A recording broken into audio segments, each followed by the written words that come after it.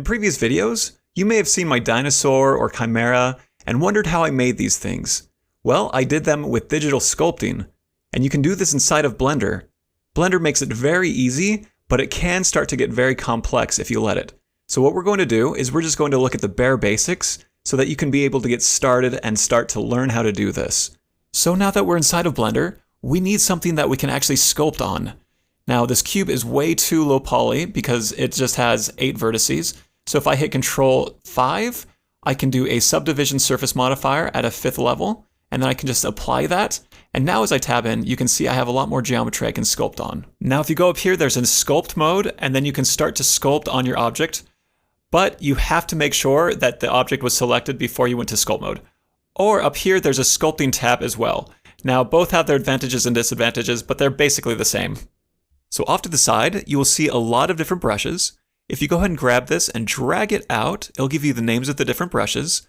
And we're not going to go into all the different brushes and what they do. If you want more information about that, you can head over to CG Cookie, Fundamentals of Digital Sculpting with Blender by Kent Trammell, and it does a wonderful job of going into more details of digital sculpting within Blender. But for us, we're just going to keep it pretty basic. So one of the main brushes we use is the Draw brush, and what it does is basically allow you to draw on the shape, just pretty standard. The next one is Draw Sharp, and it lets you do line work. I don't use clay, I use clay stripes as my third brush, and this helps me build up forms. Now a couple keys you need to memorize. F lets you increase or decrease the size of your brush. And so again, F, I can decrease that and it's now smaller. The other key is Shift F and it lets you increase the strength. So how powerful the brush. Everything up here is able to be adjusted with those sliders as well if you don't remember those hotkeys. Another good hotkey is Control will let you cut into a mesh while drawing, and then holding Shift will let you smooth out those details. So up here we have the mirror options. If you click X, it'll mirror in the X direction, Y in the Y direction, and then Z would be in the Z direction. And so you can see all of those are going at the same time. Typically I only use the X. And now you know most of the basics of how to sculpt with inside of Blender. The only other consideration we're going to talk about is how to add geometry to your mesh besides using a subdivision surface modifier. So the first thing we're going to talk about is something called Dyntopo, and it allows you to add geometry as you do brush strokes. The second one is called Remesh, and it lets you add a lot of geometry while trying to preserve the details of the whole mesh. So the option for Dyntopo is up here in this checkbox. It gives you a warning, but don't worry about it.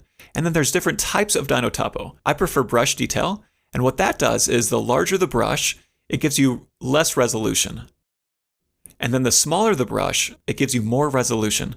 So the bigger the brush, the less resolution, the smaller the brush, the higher the resolution.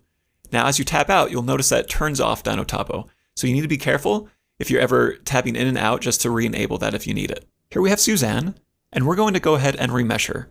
Right here is the remesh menu, and this first option, about 0.01 is very high detail, and so I can hit remesh or Control R, and you'll see it tries to transfer all the detail while still making this sculptable by adding geometry. If I tab into edit mode, you can start to see that there's even distributions of quads. Let's go ahead and do that right now.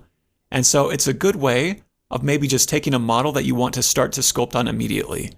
One last consideration, this icon right here does not come default with Blender, and what it allows me to do is navigate a little bit easier inside of Blender. And if you want that add-on, it's free. It's called Mouse Look Navigation from Mother, spelled with a 3, and it's free.